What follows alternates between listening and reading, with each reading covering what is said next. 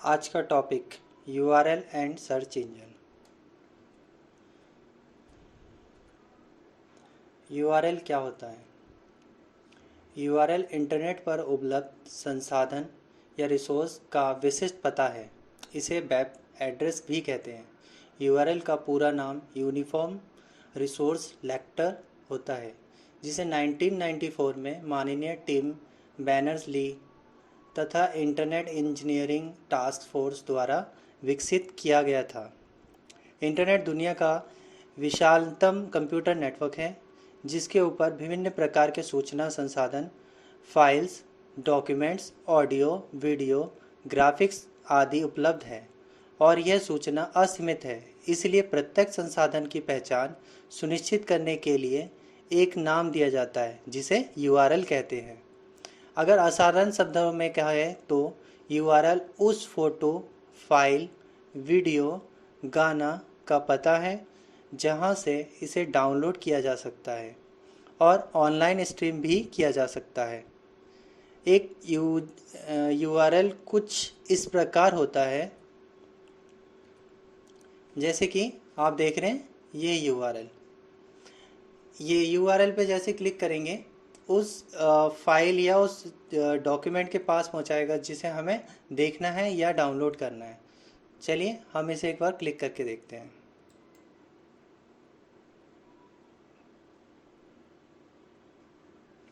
जैसे कि ये एक यूआरएल है, यहाँ पे देख रहे हो कि ये वेबसाइट है और इसमें आप वो कंटेंट देख पा रहे हैं जो कंटेंट का मैंने यूआरएल डाला था। अब हम जानते हैं यूआरएल के अलग अलग पार्ट्स क्या क्या हैं। पहला है प्रोटोकॉल, यानी प्रोटोकॉल किसे कहते हैं? ये जो HTTPS लिखा हुआ है इसे कहते हैं प्रोटोकॉल। इसे URI स्कीम भी कहा जाता है। प्रोटोकॉल ब्राउज़र को बताता है कि उपलब्ध संसाधन को कैसे डाउनलोड करना है। HTTPS से सबसे लोकप्रिय वेबसाइट प्रोटोकॉल है, जो कि सूचनाओं को सुरक्षित इनक्रिप्ट कर ट्रांसफ़र करने की सुरक्षा मुहैया कराता है। इसके बाद है सेकंड सेपरेटर क्या करता है? ये जो स्लैश देख रहे हो ये सेपरेटर होता है। इसको ये डिवाइड करने में मदद करता है कि एक विशेष चिन्ह होता है जो यूआरएल के अलग अलग भागों को एक दूसरे से अलग करने का काम करता है। उदाहरण के लिए HTTPS को शेष यूआरएल से अलग करने के लिए सेमीकोलन डबल स्लैश का उपयोग होता है, तथा अन्य स्थानों पर देख रहे हो जैसे कि यहाँ पे देख रहे हो HTTP में डबल स्लैश लगा हुआ है।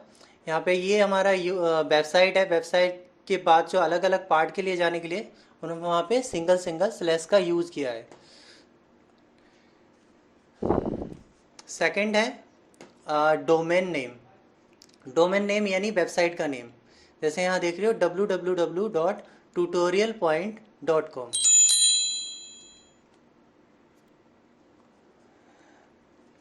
इसकी थोड़ा डेफिनेशन जानते हैं डोमेन नेम का।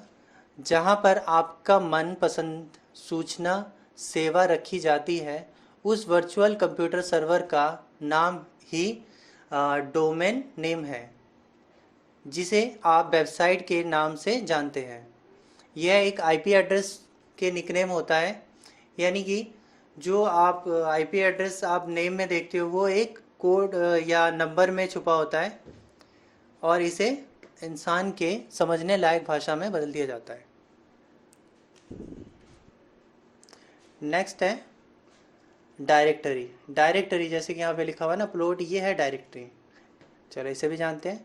एक वेबसाइट को कई हिस्सों में विभाजित किया जाता है। एक हिस्से को आप घर में विशिष्ट कमरा मान सकते हैं, जो केवल किसी विशिष्ट इंसान या काम के लिए उपयोग होता है।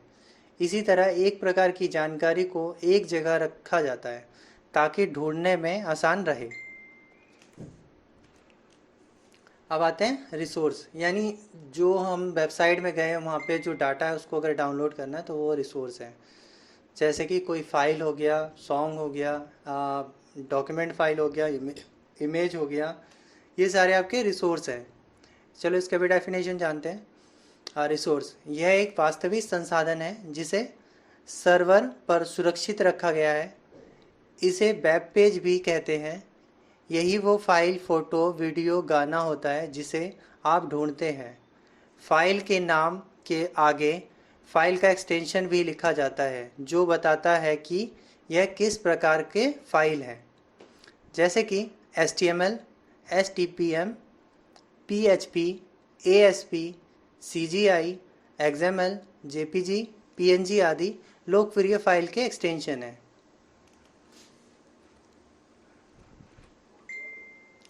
URL location substring.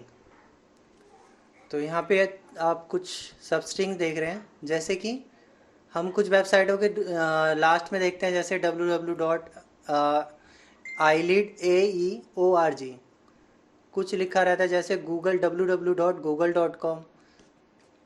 तो अलग अलग वेबसाइट के पीछे जो लगने वाला एक्सटेंशन है, सबस्ट्रिंग है, इससे जानते हैं। जैसे कि .com लगाते हैं हम कमर्शियल वेबसाइट में, यानी जो कमर्शियल यानी मार्केटिंग के वेबसाइट होते हैं उनमें हम लोग .com लगाते हैं। ED ये पहचान होता है एजुकेशन से रिलेटेड वेबसाइट, जहाँ पे कुछ एजुकेशन के मटेरियल पाए जाते हैं। gov.gov जो होता है गवर्नमेंट वेबसाइट पे होता है। जो भी हमारे गवर्नमेंट वेबसाइट होते हैं उनमें आप देखेंगे कि .gov लिखा रहता है। इसके बाद है ORG किसी भी ऑर्गेनाइजेशन के लिए रखा जाता है, जैसे अलग अलग संस्थाएं चलती है, ऑर्गेनाइजेशन चलती है, तो उनमें हम .org यानी ऑर्गेनाइजेशन लगता है, जिससे इसकी पहचान होता है कि ये किसी ऑर्गेनाइजेशन का वेबसाइट है। .net ये किसी भी नेटवर्क से रिलेटेड वेबसाइट को शो करता है।